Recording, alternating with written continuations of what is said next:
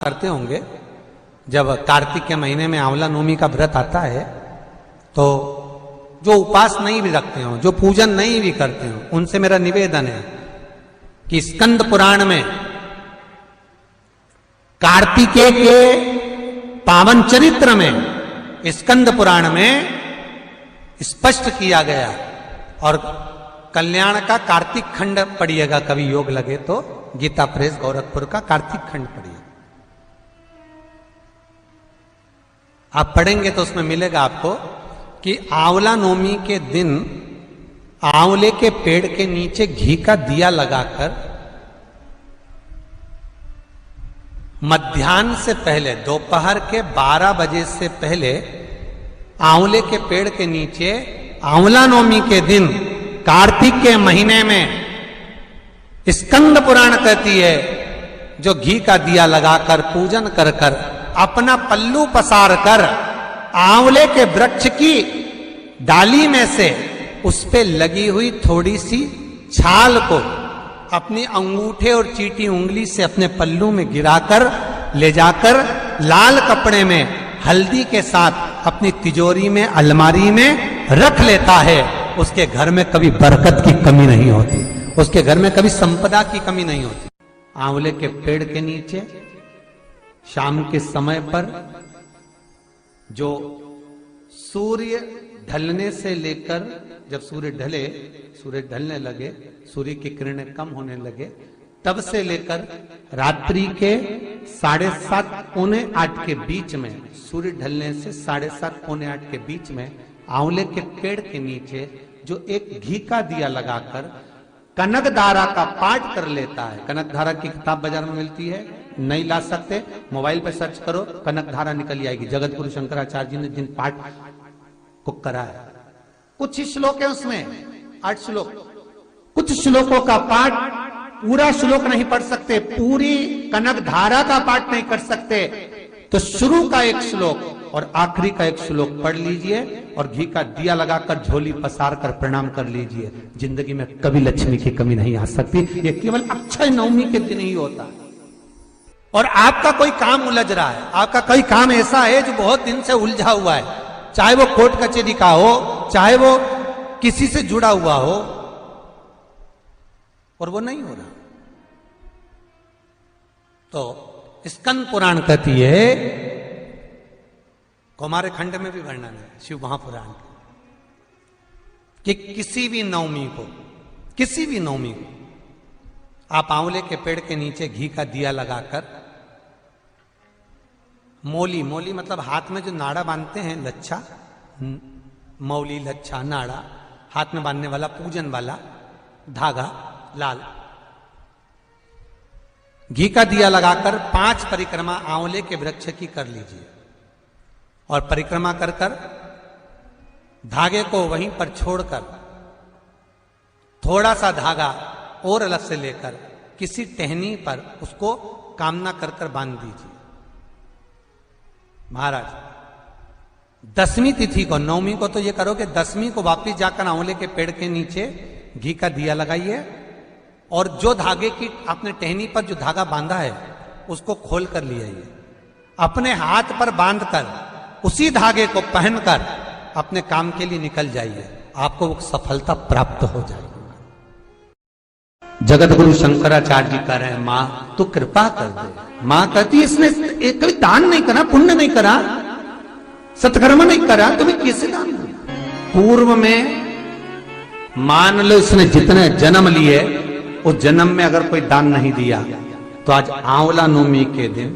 आज तो दान दिया है। लक्ष्मी जी बोलती है, जो अभी करेगा इसका फल तो बाद में मिलेगा। जगत गुरु शंकराचार्य जी कहते हैं, मां मैं आपसे केवल इतना सा मांगना चाहता हूं, इस कली काल में आप मुझे वर दे दो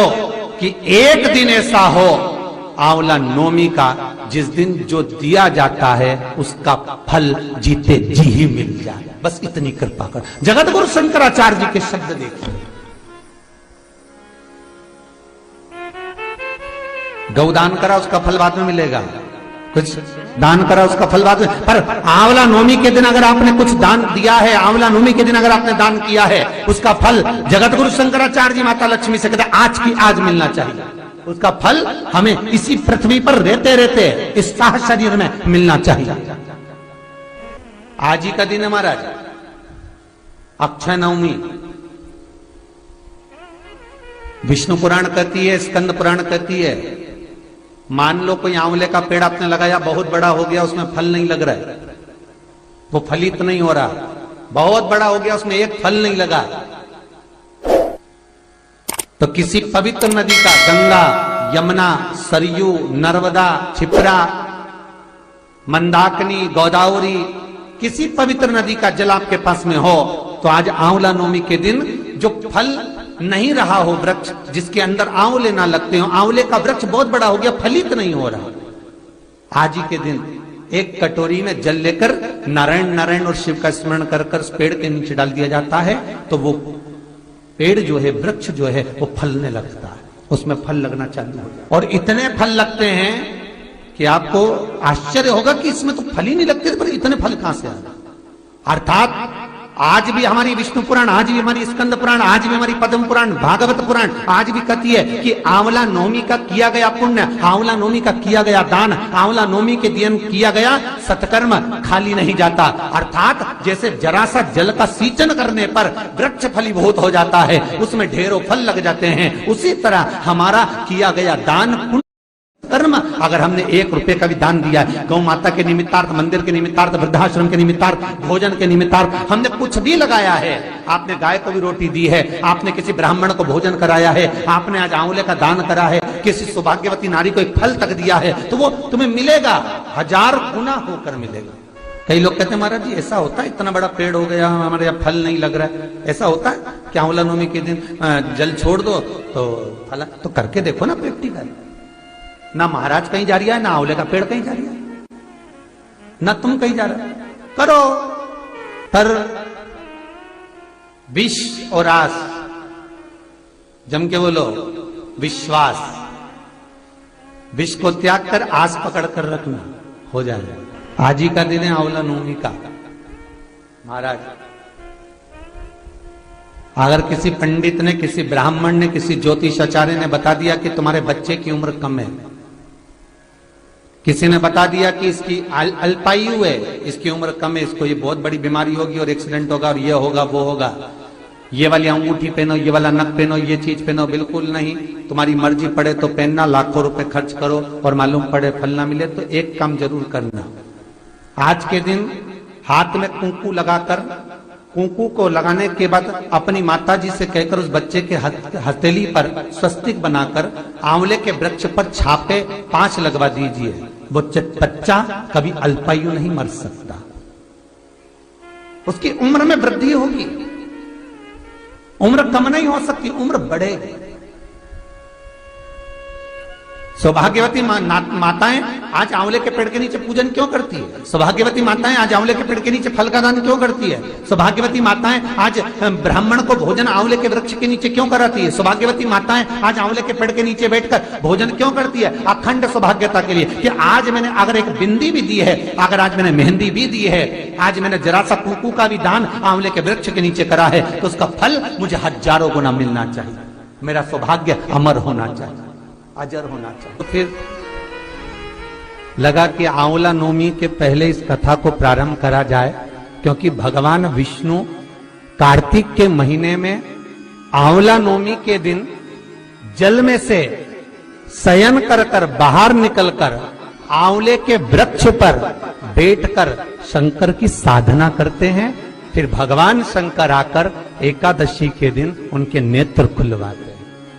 तो फिर ये कथा का आनंद सुख ऐसी लाभ पंचमी से, आज की पंचमी का नाम है लाभ पंचमी। आज के दिन जो दान पुण्य संकीर्तन सत्संग स्मरण जो भी हम करते हैं उसमें हर चीज में लाभ मिलना, घाटा कहीं नहीं जाना। आपने अगर गौ माता को एक रोटी भी अपने दरवाजे से दी है तो उसका भी लाभ मिलना। आपने कोई सत्कर्म कराए, भजन कराए, कीर्तन कराए, नाम जाप कराए, स्मरण कराए, आप जहां बैठे हो, जिस जगह पर बैठे हो, जहां आप विराजमान हो, उस जगह पर आप जो भजन कर रहे हैं वो सुख है। आपका भजन करना, आपका कीर्तन करना, आपका स्मरण करना आपको आज वो लाभ प्रदान कर दे, वो सुख दे दे।